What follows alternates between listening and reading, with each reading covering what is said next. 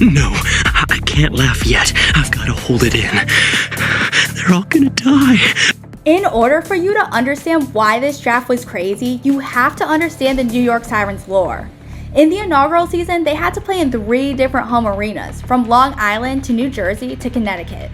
They finished in last place, and they set a record for the longest losing streak in the PWHL.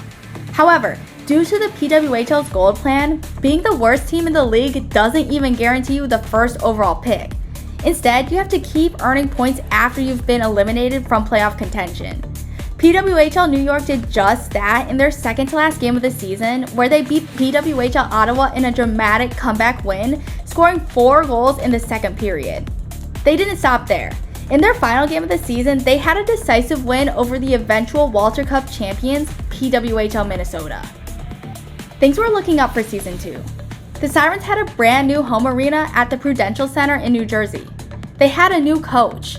Most importantly, with the first pick in the 2024 draft, the Sirens selected rookie phenom Sarah Fillier. Fillier was absolutely dominant in her rookie season and would finish the season tied for PWHL points leader with Hillary Knight. The instant on-ice chemistry between Fillier and Carpenter mended American and Canadian international relations. Fans started posting videos thinking that the Sirens might be the best team in the league, but it wasn't enough. Carpenter got injured and the Sirens entered a 9-game losing streak, beating their own PWHL losing streak record. The Sirens would bounce back after defeating reigning champs Minnesota Frost to earn the first draft pick for the second year in a row. But of course it couldn't be that easy. The PWHL was expanding, and the PWHL expansion wasn't just any old sports league expansion. The PWHL wanted the new West Coast teams, Vancouver and Seattle, to be competitive from the jump, so they forced a complete reset of the league, allowing the original 6 teams to only protect 3 players each. The Sirens chose to protect their star rookie forward Sarah Fillier, their star defender Ella Shelton, and captain Micah Zandy Hart. This left people scratching their heads because a lot of people expected star forward Alex Carpenter or goaltender Corinne Schroeder to be protected. Expansion ravaged New York, taking their starting goaltender Corinne Schroeder as well as top scorers Eldridge and Carpenter. Now, it wasn't all lost. The Sirens signed Jinsey Rose from the Ottawa Charge, who was one of the top scoring PWHL defenders last season, despite seemingly already having a lot of defenders. Most importantly, the Sirens still held Fillier's playing rights for 1 more year, but she wasn't under contract yet for 2025. New York Sirens GM Pascal Daoust had a tall task ahead of him. The narrative going into this draft was, who will the Sirens pick first overall? Unlike last year with Fillier, there was no consensus on the number 1 pick.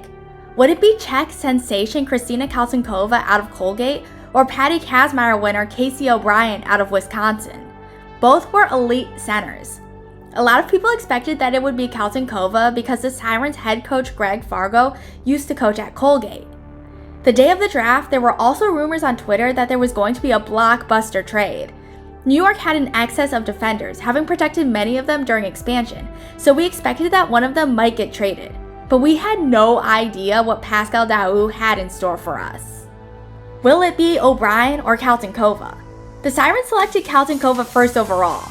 Now, I love this. Kaltounkova is the first Czech player to be drafted first overall in the PWHL, and especially with the World Championships being held in Czechia last year and shattering attendance records, I really feel like Czech women's hockey is having its moment right now. Kaltounkova is an amazing player, like she's a dog and she has aura. With pick 2, the Boston Fleet selected defender Haley Winthrop-Clarkson, following the expected scripts. For pick 3, we expected O'Brien to go to the Toronto Scepters. I came in today kind of going back and forth. I thought I had made a decision, and sometimes people think that I'm not a player and I can't make strong decisions, but I think that New York traded Ella Shelton for Toronto's 3rd overall and 27th overall picks in the draft. This was crazy because Shelton was New York's first round draft pick in the inaugural PWHL draft and their best player aside from Fillier. But New York hadn't had very much success in free agency, so they needed draft picks, especially because draft picks typically cost less, which gives them the cap space to sign Fillier. So, in a crazy turn of events, the New York Sirens drafted Casey O'Brien from University of Wisconsin. Now, O'Brien may technically be going third, but any one of these top 3 players could have gone first overall.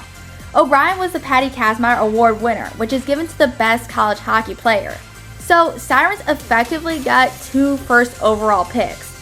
Plus, O'Brien and Kaltounkova both play center. So even though they're on the same team, they'll probably be challenging each other for that top line center spot with Fillier. With pick 9 in the second round, the Sirens selected Ann Cherkowski from Clarkson, who is also really good. Like, everybody's been freaking out about Kaltounkova and O'Brien, so I feel like Cherkowski is weirdly getting slept on, but she's an amazing forward. He say, can you get what? Some headphones. He say, can he get some head from you? He said headphones. Oh, I thought he said head from you. You said what? Some headphones. Oh. Wee woo, wee woo. Trade alert. The New York Sirens traded Abby Rock for Kristen O'Neill in the 28th pick overall. This had me gagged even more than the O'Brien for Shelton trade. Nobody saw this coming. Abby Rock is the spirit of this New York Sirens team. She was one of the first 3 players signed to the Sirens. She's amazing in the face-off dot, she plays with flair, and she chirps a lot, so she's part of the reason teams hate playing against the Sirens. So who are the Sirens getting in return? Kristen O'Neill was an alternate captain in Montreal, but she only scored 5 goals with 14 points across 53 games in 2 seasons. So why would the Sirens trade for her? Well, she has scored when it counted. During the Montreal Victoires' second playoff game this year that went to quadruple overtime, she got a goal and an assist on the game-winning goal. She also scored twice during Montreal's 2024 Pride game. She's been good in international play with 2 goals and 3 assists in the 2025 Women's Worlds. This is definitely a gamble, but I really hope it'll pay off. In addition to O'Neill, the Sirens also got Montreal's 4th round pick. So at this point, New York had 3 picks in the 4th round. In the 3rd round, the Sirens picked forward McKenna Webster out of Ohio State. But Webster also played 2 seasons of hockey at University of Wisconsin, where she was besties with, you guessed it, Casey O'Brien. They played on the same line at Wisconsin, so there's already built-in chemistry there. Pascal was cooking. With pick 25, the Sirens selected defender Dale Ross from St. Cloud State. She's a very defensive defender, and her draft interview was like really cute. You know, thinking me as a little girl, and you know, that's everything she ever wanted. So I just want to thank the PWHL for everything. Like, it's a dream come true, really.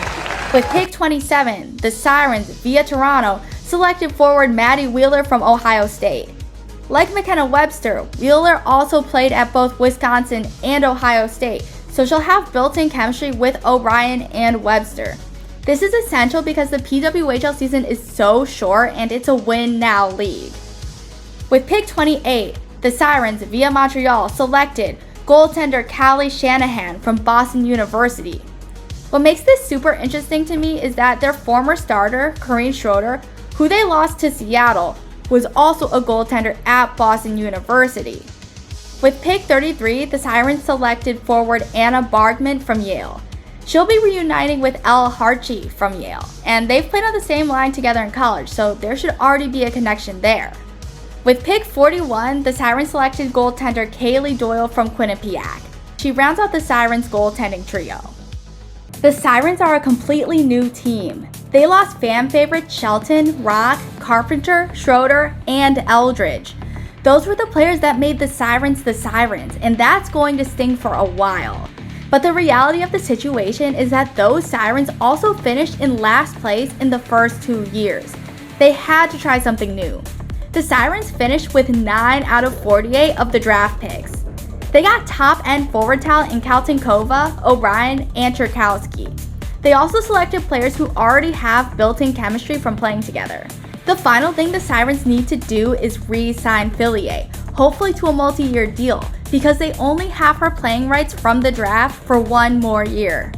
New York Sirens GM Pascal Daoust burned the Sirens to the ground to build something new. Only history will tell if he's a genius, but he's definitely a fighter. Thank you so much for watching. I did not see any of these twists and turns coming in the draft. Let me know in the comments, is Pascal Daoust a genius? I'm getting so excited for this Sirens team, and I can't wait to see them play next year. After a long night of hooking,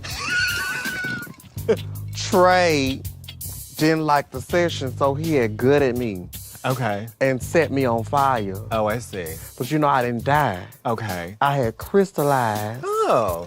and now I'm a glamazon bitch ready for the runway. So what